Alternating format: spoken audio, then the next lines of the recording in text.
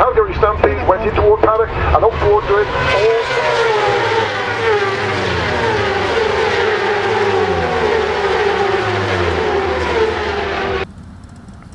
Well, hello everybody, it's Suffolk Andy here at the annual all-world bike ride out, and it's pretty bloody miserable. It's pissing down the rain.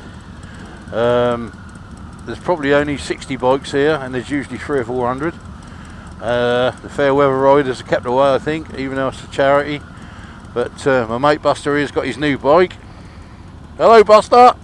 Got his new bike today, and I knew he was itching to get out on it, so I said I'd come, and here we are. So make a little vlog of this. Hope it doesn't spoil the camera too much with raindrops on it, but here we go. And looking forward to a nice 40-mile ride in the bloody rain. So here we go. Yeah, my old mate Buster, he's got himself a new bike yesterday, and he's a bit on the short side. And he's going around every bike meet we went. He's getting on everybody's bikes to see where he could get his feet on the ground. And he has got himself one of these adventure bikes, 600, and it's, you know, absolutely spanking. And I'll tell you what, I had a little go on it this morning, and I really did enjoy it. So I don't know. I think if I ever went for another bike, maybe I'd go for one of these adventure bikes. But I couldn't deal with the 600. I'd have to go up to 1,000 or something like that, you know, something with a bit more clout. But it's a lovely little bike, and it was a joy to ride, really. And he deserves a bit of luck, you know, sort of thing, or a little bit of happiness, I suppose. We all do. You know, maybe I could do a vlog on how to ride in the rain. It doesn't look like that's what we're going to get.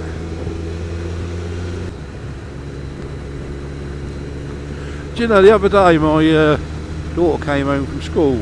She's 15, they sit in the sort of first exams and whatever. And she come in and she said, "Do you know I'm knocked off?" I said, "Oh, you girl." She said, "Yeah, I'm knocked off at school." Now, she's a 15-year-old girl, remember, and you know, she doesn't show that much political interest. If I said that she had a preference, she'd probably be more working class preference than upper class.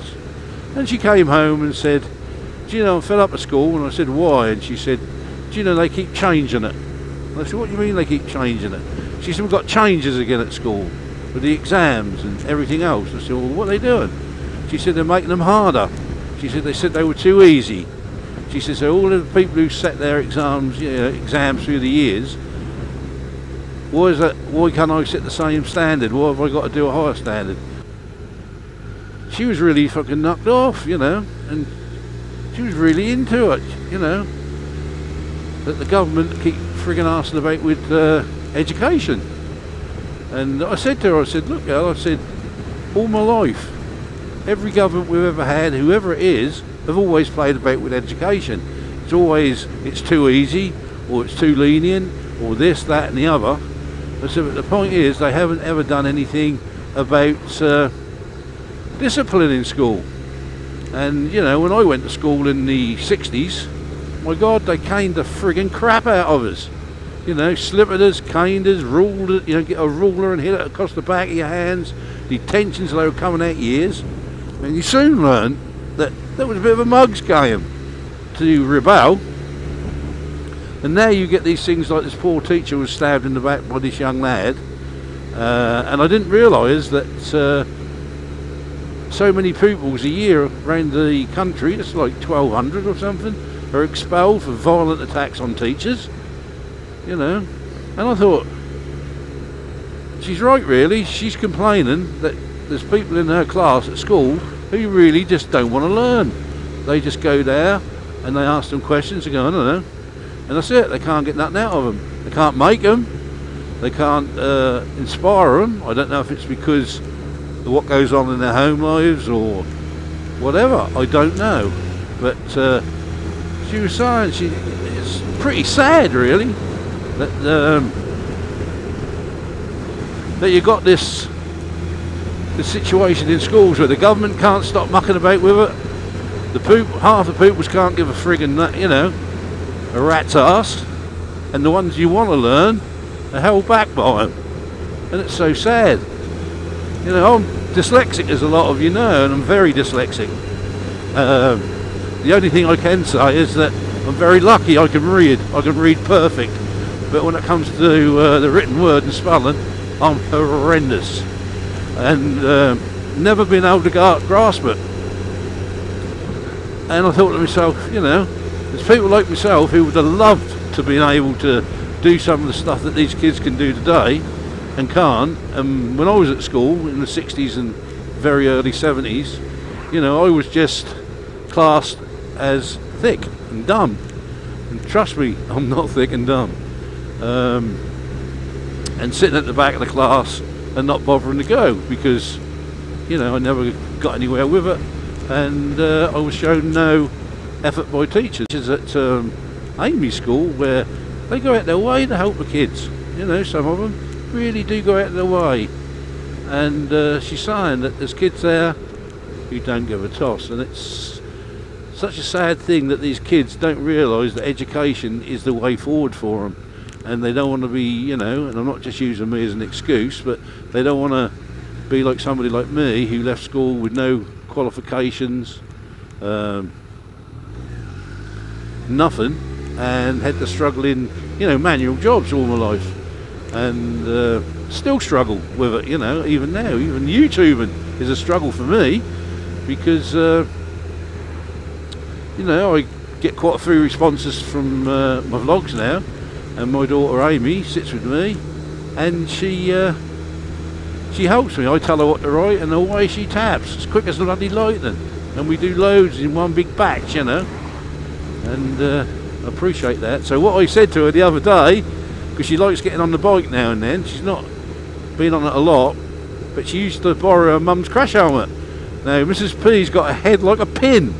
She's got this little tiny head, and she has to take a child's helmet, and Amy is a bit bigger than her mum, and she couldn't get the bloody thing on properly. I used to pinch her head. So I said to her the other day, I said, for helping me out, I'm going to do something for you. I'm going to buy you a crash helmet. She went, you're not. I went, yes I am.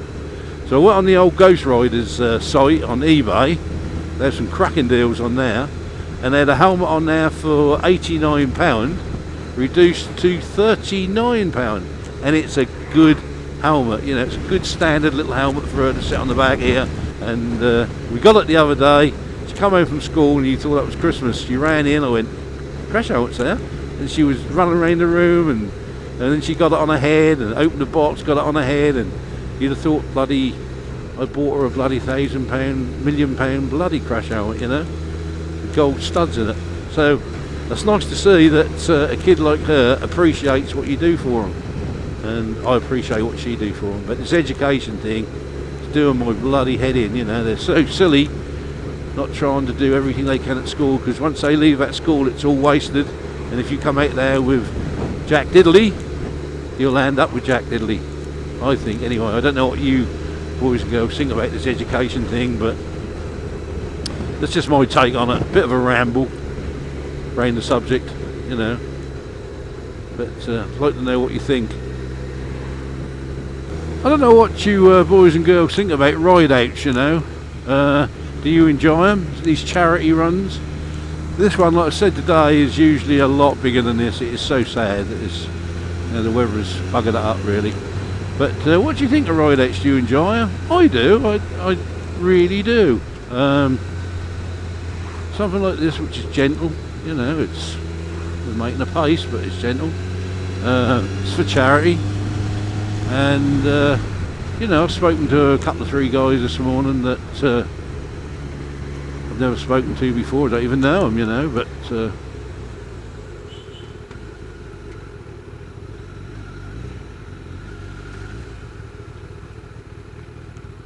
what way?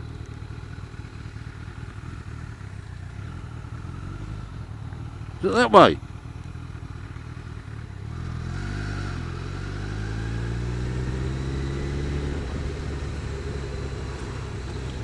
Fucking good.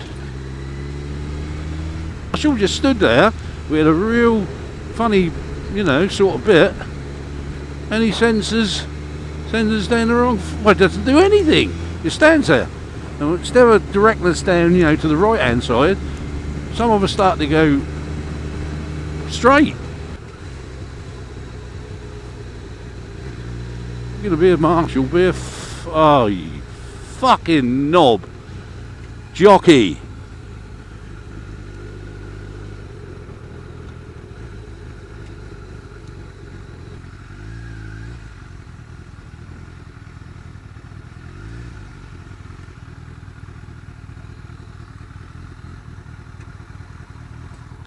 Thank you.